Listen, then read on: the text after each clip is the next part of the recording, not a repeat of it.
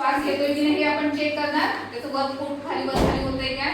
दुसरी गोष्ट आपण त्याची ही नस चेक करणार, सांगितल्याप्रमाणे डोळे बंद करा मॅडम.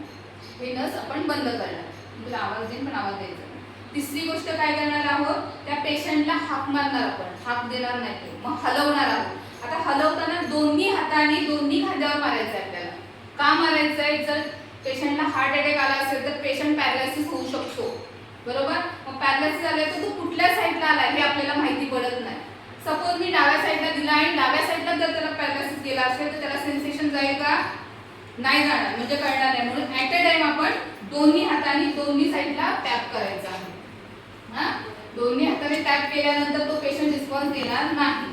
मग नंतर आपण काय करणार आहोत, त्यांना डायरेक्टली सीपीआर देणार आहोत. सीपीआर देताना हा पेशंटला हे वरती करणार आहोत, हनवटी धरून वरती करणार आहोत, कारण त्याचा एअरवे आपल्याला क्लिअर ठेवायचा आहे, श्वसन मार्ग हा क्लिअर ठेवायचा आहे.